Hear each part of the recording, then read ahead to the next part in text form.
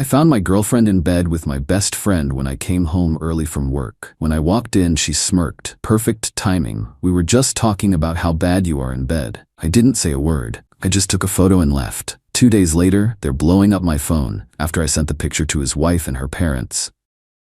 I'm not the type of guy who goes looking for trouble. Never have been. My dad was a cop for 30 years, and he always told me to pick my battles wisely. There's a difference between being weak and being strategic, he'd say. I took that to heart. I'm 32, work in cybersecurity, and until last week, I thought I had a pretty decent life. I've been with Melissa for 3 years. We met at a friend's wedding. She was a bridesmaid, I was a groomsman. Classic setup. She's beautiful, outgoing, the life of the party. I'm more reserved, analytical. We balanced each other out, or so I thought. We moved in together last year, splitting the rent on a 2-bedroom apartment downtown. Things were good, at least on the surface. We had our routine. I worked my 9-to-5, she worked at a marketing agency with flexible hours. Weekends were for hikes, movies, or hanging with friends. My best friend since college, Ryan, and his wife Jen, were our regular Saturday night dinner companions.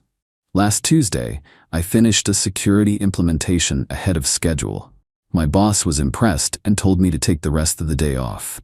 It was around 2 p.m. and I thought I'd surprise Melissa by coming home early and taking her out for a late lunch. I should mention that I always text before coming home unexpectedly. It's just a courtesy thing we both do. But this time, I wanted it to be a surprise. Big mistake. I unlocked the door to our apartment as quietly as possible, thinking I might catch her watching one of those reality shows she pretends to hate but secretly loves.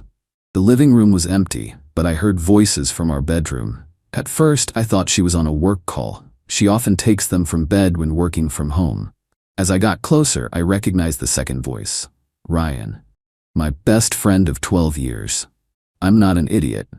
I knew immediately what was happening, but some part of me needed to see it. Some primal part needed confirmation. I pushed the door open.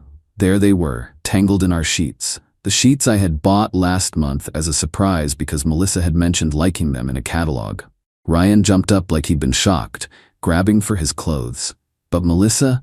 She just lay there, looking at me with this expression I'd never seen before. Like a mask had slipped. Perfect timing, she said with a smirk that made my stomach turn. We were just talking about how bad you are in bed.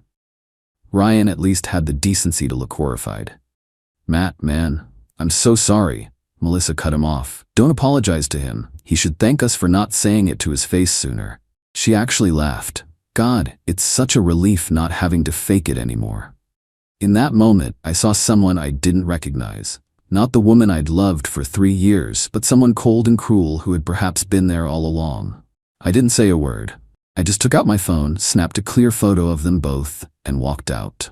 As I closed the door, I heard Melissa call out, "What, that's it? No screaming? No fighting? Just like everything else. No passion." I drove to a hotel and checked in. Then I sat on the bed and felt nothing.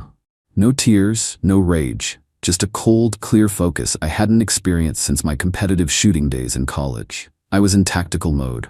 I didn't respond to any texts or calls that first night. There were plenty, mostly from Ryan, a few from Melissa. His were apologetic, desperate.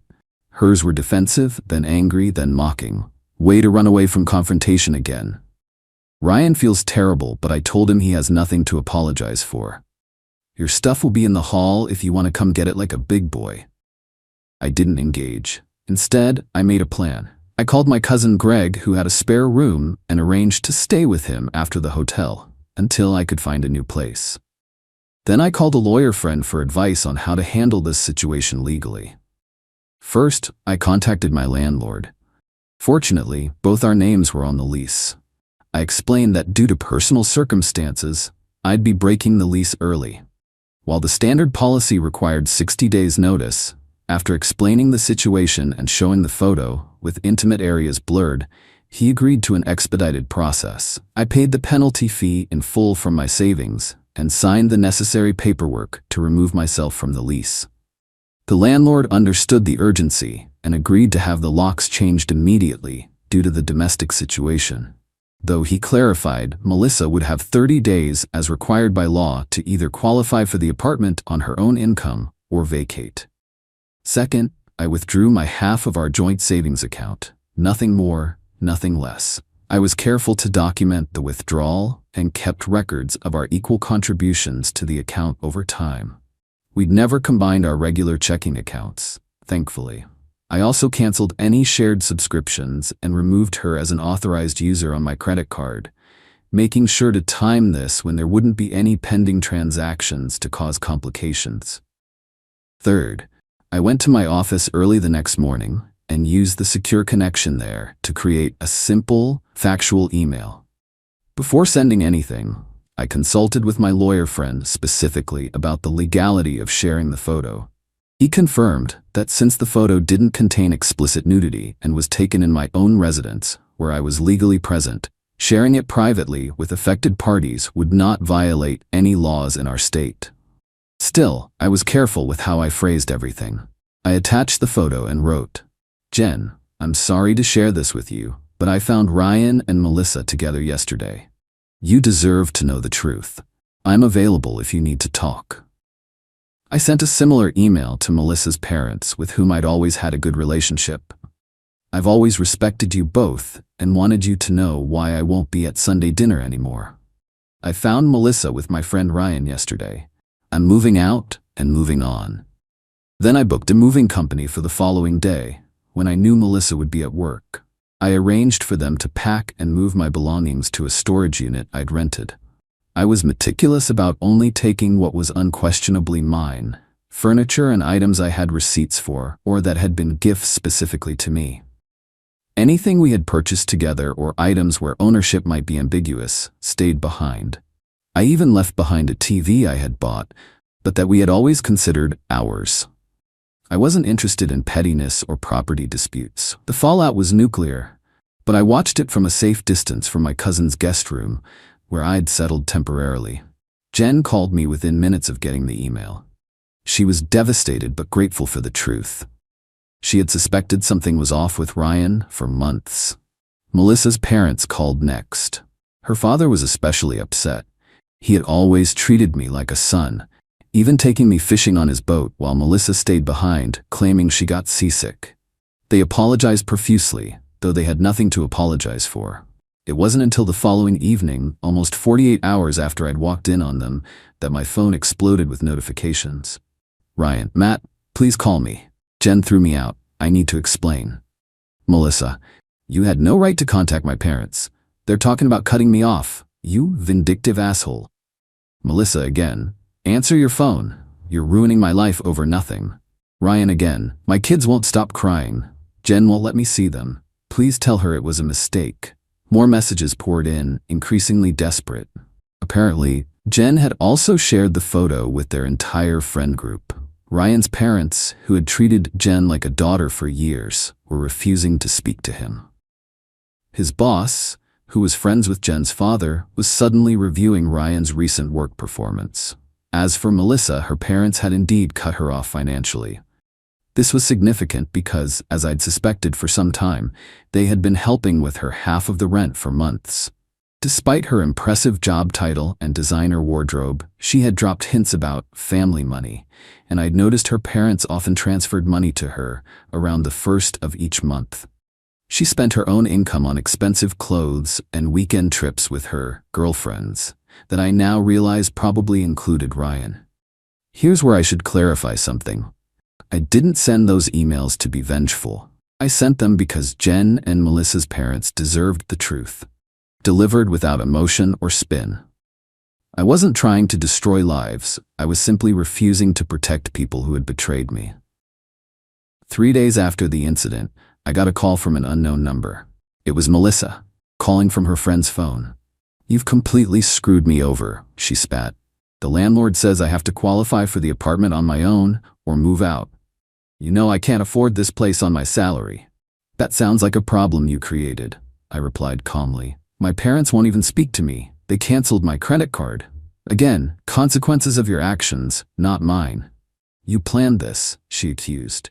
"You pretended to be this passive, agreeable guy, but you're actually calculating in cold."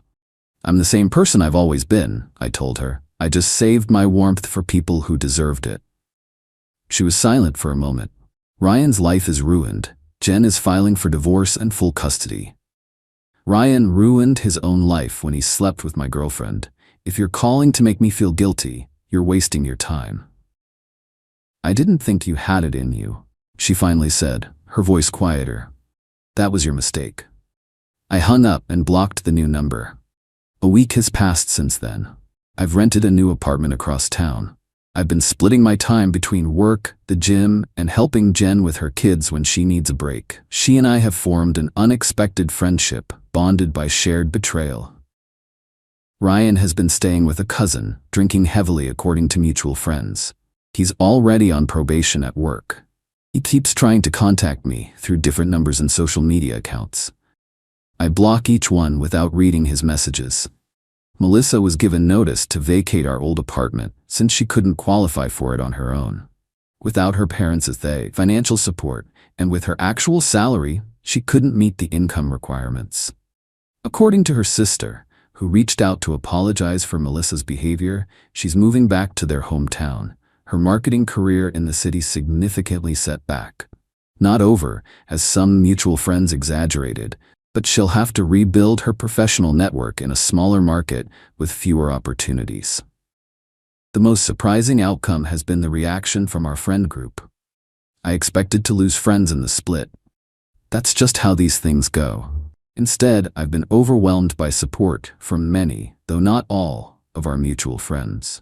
Turns out, Melissa wasn't well liked among several of my friends. They tolerated her for my sake. And Ryan had apparently hit on several of our female friends over the years, but they'd never told me to avoid creating drama. A few friends have remained neutral, particularly Ryan's cousins and a couple of Melissa's coworkers who were in our extended circle. They've distanced themselves from everyone involved, which I completely understand and respect. I'd rather have a smaller circle of genuine friends than people who feel obligated to pick sides. As for me, I'm doing better than expected.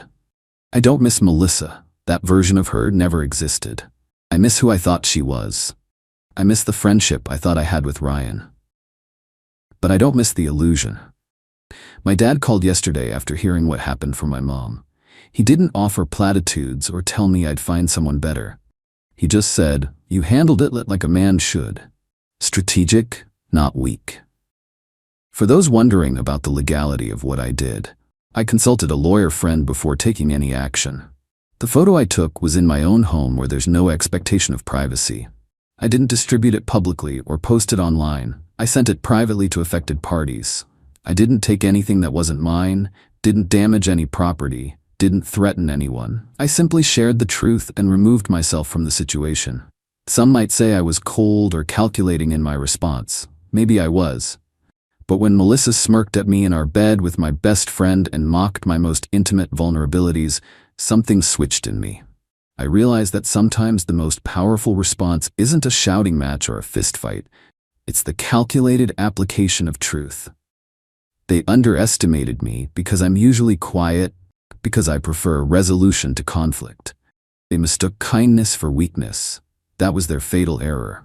As my dad also likes to say, don't mistake the sheathed sword for a dull one. I'm moving forward now. A clean break, a fresh start, and a valuable lesson learned about the difference between who people pretend to be and who they really are when they think no one's watching. Update. 2 months later. It's been just over 2 months since everything went down, and since many have asked for an update, here it is. First, about me. I'm doing well. The new apartment is smaller, but in a better location.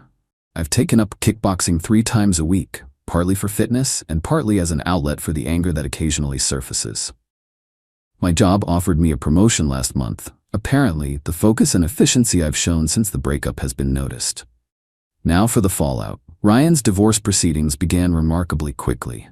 Jen was fortunate to have a family friend who's a divorce attorney who helped fast-track the initial filings.